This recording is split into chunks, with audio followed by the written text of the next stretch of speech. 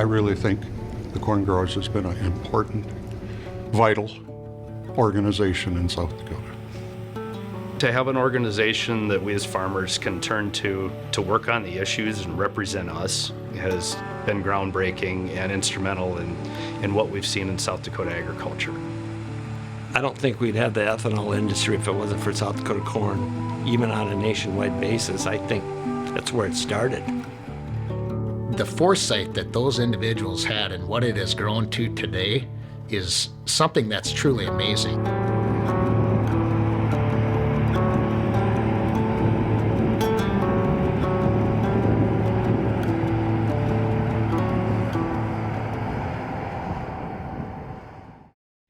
You know, they say necessity is the mother of invention, and we were coming through from some times in the early 80s that were just really tough. You know, low corn prices and depressed farm economy. And we were producing way too much corn for what we were utilizing in South Dakota. We knew we had to do something, so we just put our head down and worked at it. A group of us corn farmers got together, and really I got to give a shout out to my friend Ori Swayze, who was one of the driving forces behind organizing the corn growers. When Ori and the guys started the organization, they served on both the checkoff side and the legislative or membership side.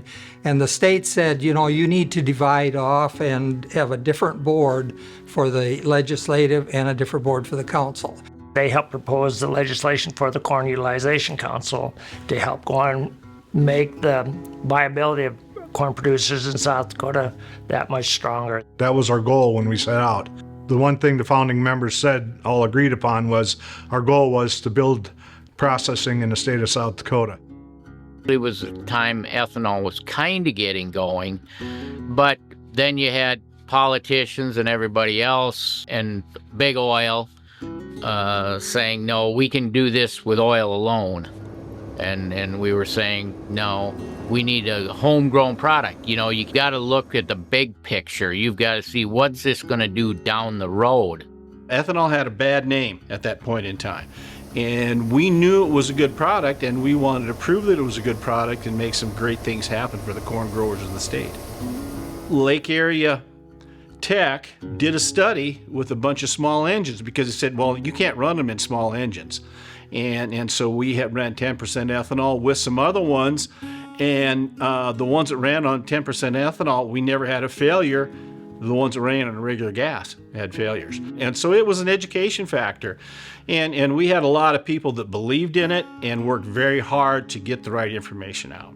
We spent a lot of time doing yellow dime promotion for ethanol. We'd go to gas stations around, and everybody that bought gas, we'd give them a dime for every gallon they bought, with the idea that that yellow dime would float through the community and show what ethanol was doing for the community as well. We picked out these stations and had 10 cents a gallon gas, and the first year, the first day, we created traffic jams. We had to have the police out there. It worked well, except the time we used it in one of the gas stations on 41st Street, and that kind of caused a traffic jam for a little while. And Sioux Falls was not real happy about that, but we worked around it and made it work. Well, obviously, South Dakota Corn had a lot of people that thought way ahead of most folks. So starting the ethanol industry was really interesting. And, you know, a lot of battles to be won legislatively, and the salesmanship of the E85 and ethanol in general took a lot of work. Beyond our wildest dreams as far as how much development there was. In the early days, we helped finance Jeff Broyne at Scotland to get his first plant running. The next thing we did, we said, okay, if we make some processing, now we got to sell this stuff.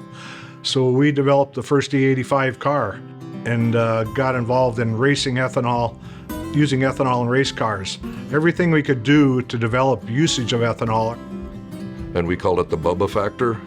We got NASCAR to start burning ethanol. Ethanol into NASCAR was a huge deal, and because quite frankly, people that are into cars and engines and motors and performance, when they discovered that they had a higher octane fuel and it was cheaper, it was wow. Demand took off for ethanol. Those were exciting days. We helped get a couple of the ethanol plants going. We allowed members to become invested in ethanol in South Dakota corn growers, and that was really neat to see happen. We also had a corn fund back then that if one of the plants wasn't able to get their ethanol investment fully funded, that we filled that gap. So we made a couple of the plants viable just with our own organization. When we started the Corn Processors Investment Fund, why Governor Janklow told us that if we started that, he was going to fire all of us and put 15 new members on the board. Well, we voted on it, and it was all 15 of us voted to do it. And so I told Lisa, I says, call the governor, tell him we've done it. He didn't fire us, and years later, when we was putting the Mitchell ethanol plant up, he was standing in line to buy some shares. We sold all the shares out before he got in the door. But we did keep one share for him. So we did sell him, so he did buy a share of an ethanol plant in Mitchell, South Dakota. We had a goal of 100 million bushels of corn used for industrial purposes. And I know we far surpassed that as new ethanol plants came online. Most of the plants that we built back in the early 2000s have doubled in size. And of course, our yields have increased tremendously. And so that was very fortunate. It's really made a difference in the ag community because I don't know where we'd be at today without that demand. When I first got on the council, that was kind of the start of the ethanol boom. And we were looking for ways to get ethanol plants up and going. And by the time I got done, I'm sitting there, I told everybody, I said, I got to see a birth of an industry. People before me, with the whole ethanol, bringing that forward and what that created, and that groundwork was all laid and the ethanol plants were running by the time I got on the board. But they had the vision to create that and push that and take chances, and that's probably been the biggest factor what the corn growers has done as an organization, but also a lot of things in Pierre.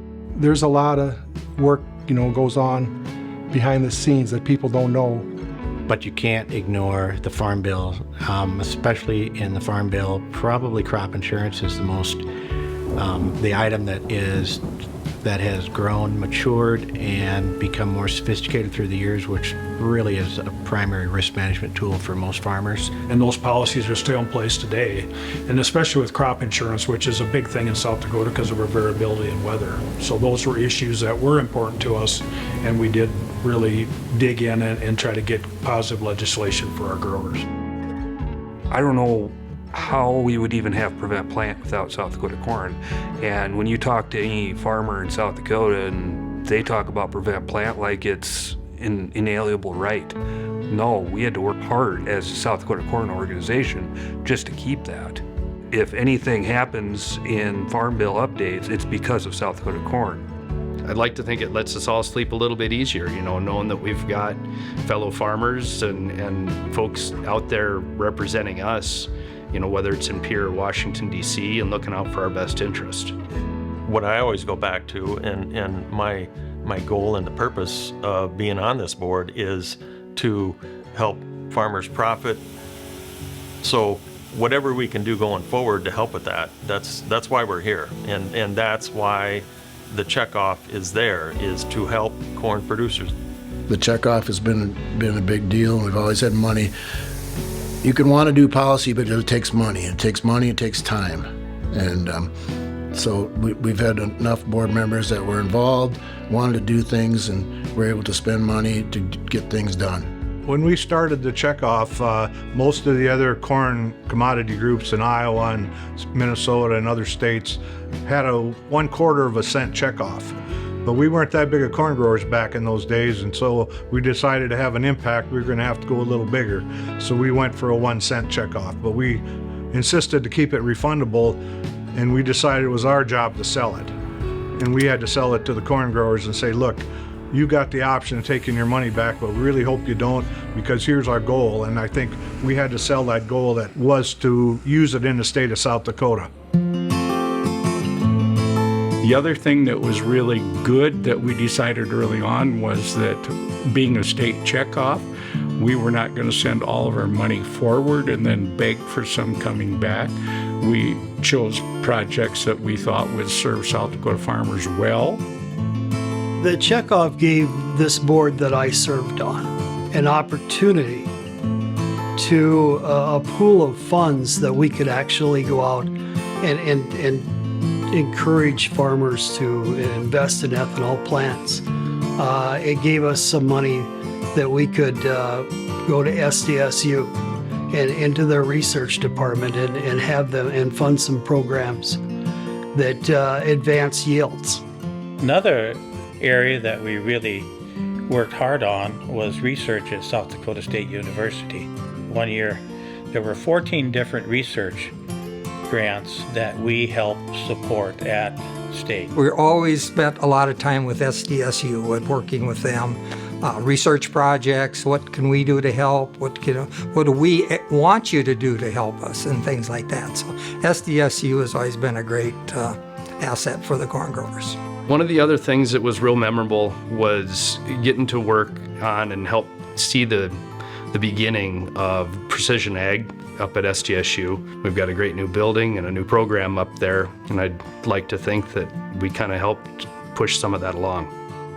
There's a lot of moving parts to what South Dakota Corn does, and after getting involved in it, you really start to see the positive impacts of that. It's a whole nother thing to get involved in government, go to Washington, D.C., see the inner workings of it, and then see some of those ideas come to fruition and follow through on it. My piece of advice for a beginning farmer is get involved. So many of the folks that get involved are idea people. They're wanting to create solutions for some of the challenges that we have in agriculture. And really when you can put your minds together, a lot of great things can happen. It's a time commitment, and you're not going to get rich being on the South Dakota Corn Utilization Council. Everybody knows this, but I mean, if you really truly believe in creating more value for the products that we grow, then the only way to get to solve the problem that you think exists is to get on and get involved. It developed me as a decision maker. Being on this board and having to make decisions that affect a lot of other people other than yourself, that's a humbling experience. I have really enjoyed some of the leadership training that I've been a part of as I've been on Corn Growers. It's really helped challenge my interpersonal skills, being able to communicate effectively with lawmakers and those policy holders that really have a lot of stake in what we do day in, day out in agriculture. Being the president of the board, you kind of had to you had to learn how to work with different people and communicate with different people, and that's really helped me a lot just on a personal level, whether it's with relationships in business or just relationships in everyday world. It's just it's really helped me just grow as being a leader and communicating with people. I got to watch a couple of great leaders before me operate the room, and you kind of learn how you have to work with people that you maybe don't agree with, and everybody gets to speak, and you give everybody a voice and an opportunity to participate. It just, I don't know, it really shaped me as a leader, I guess, and I'm grateful for that. When you get 15 guys from across the state, can be 15 different opinions, and so as a leader, how do you get those mindsets around that to come up with a decision that everybody can sort of live with? And that was what we were taught. That was probably my greatest growth area, was being able to better understand where other people come from and how to come to a common solution or consensus to at least move forward.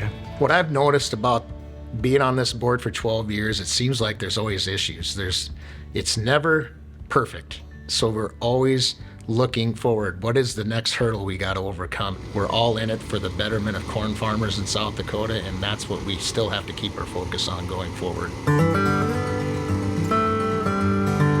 As I drive around the country today, I see new houses on farmsteads. I see new buildings, and most of that was because for a while we made pretty good money growing corn, and I'm proud of what we did.